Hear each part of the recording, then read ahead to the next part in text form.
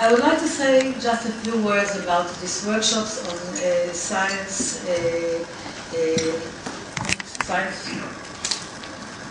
meetings that are science policy. This kind of workshops were started more than 10 years ago. Alex Kenan, who's sitting here, was one of the initiators of this series of meetings, in which we used to discuss several items and issues that are related to science policy.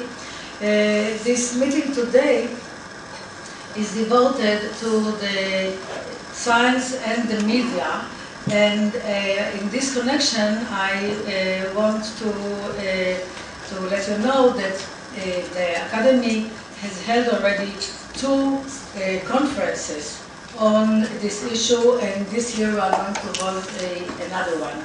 So I would like to thank all the participants for coming and attending this, including several journalists that I know that have accepted our invitation and came to attend today. I hope that we will have a very good meeting, and I would like to start by asking Hanoch to introduce our challenge.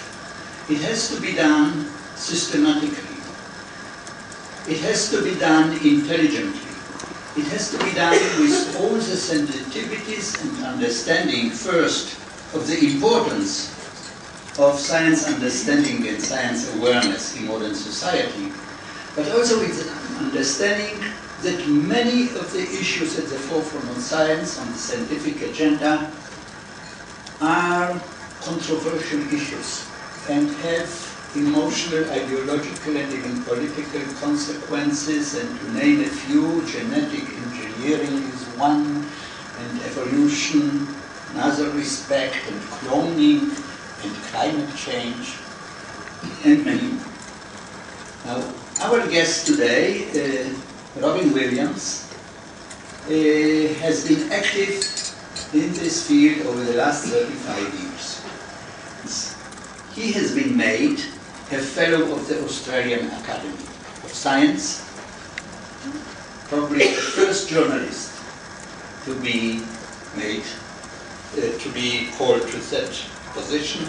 And I have here, today you Google somebody and then you have, I don't know what the date is, so whatever I tell you about his positions is either today or part of his CV, and he's President of the Australian Museum Trust, Deputy Chairman of the Commission for the Future, President of the Australian and New Zealand Association for the Advancement of Science, numerous honorary degrees from universities, member of the Order of Australia, Australian Rostrum Speaker of the Year, one of these past years, Australian Humanist of the Year, awarded by the Council of Australian Humanist Societies, one of Australian. In 1998, he was voted in as one of Australia's natural treasures. And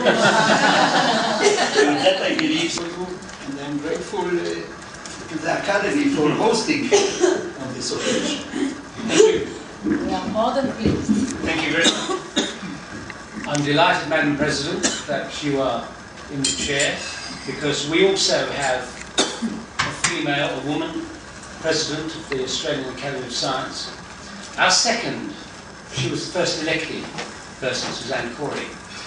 It's interesting to note that after 350 years, the Royal Society is still waiting for a woman president, and I hope they hurry up. All knows the next president is very a good man. It's interesting that our science unit at the ABC was started because of the Academy. We had 3 knights: Sir Rutherford Robertson, a botanist,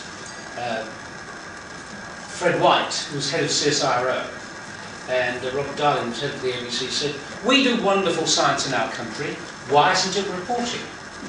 Here is the ABC, let's fetch someone," and they did, And they put him in the office, having trained with the BBC, and this geochemist, who began in 1964, set off the science unit, which made radio and television programs, and it's been doing that ever since.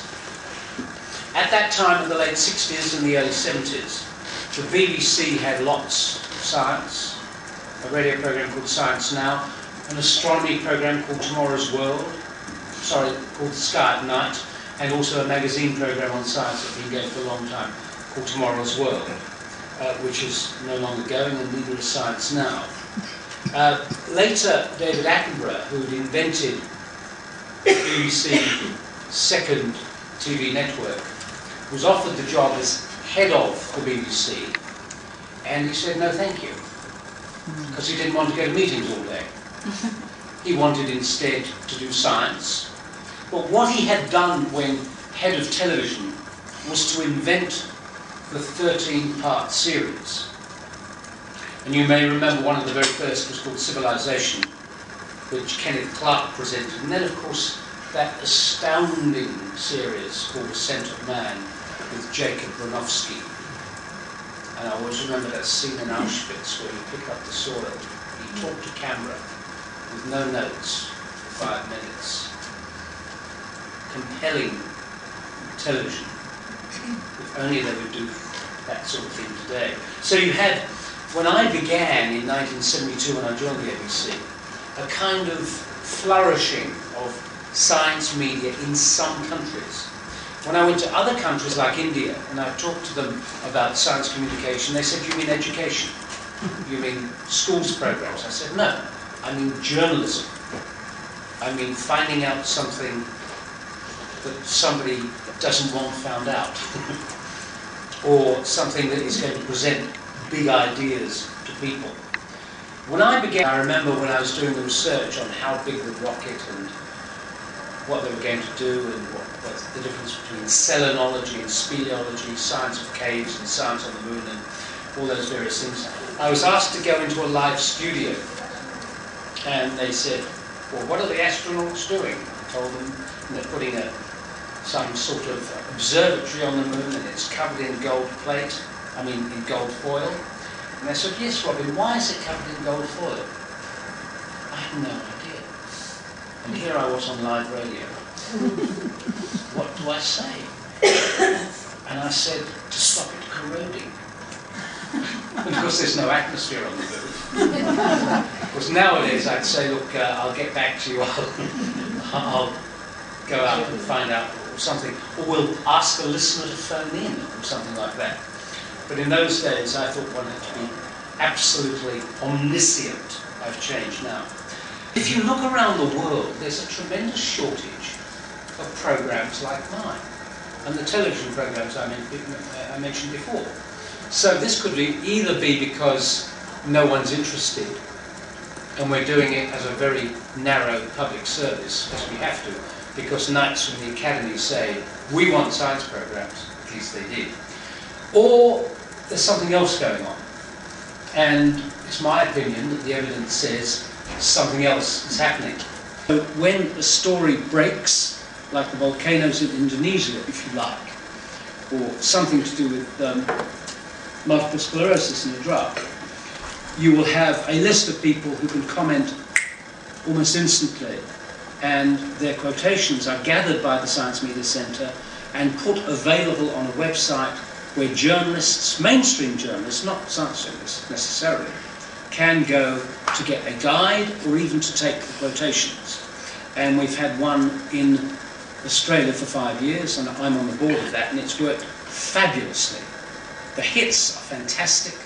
In other words, the quotations being used, and the graph has gone up and up and up.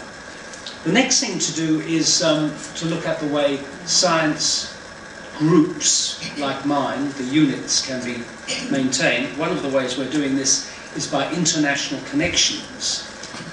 Just as Chris Smith, the Naked Scientist, is doing my program this week, so I'm in touch with people in about 10, 20 different countries, and we're open to anyone sending anything from anywhere that could be in our program. Listen to the program, you'll see what the style's like. It is always varied, different accents, different approaches, different languages sometimes, and the style accommodates almost everybody. So international links. And then with the technology, it seems to me that people who run the media are too obsessed with gadgets. The gadgets are everywhere, they're changing all the time, but the ideas are the important things. Now what we do in the answer in the science unit, if you want to solve the problem of new communications, be they Twitter, be they Facebook, whatever they're called, have a young person in the room and you link it. You're doing the program, you're doing the long bit and the short bit, television, radio, whatever you call it, and then you say, here, come and do this over there the way you like to do it. And they do, because they know how, because that's their scene.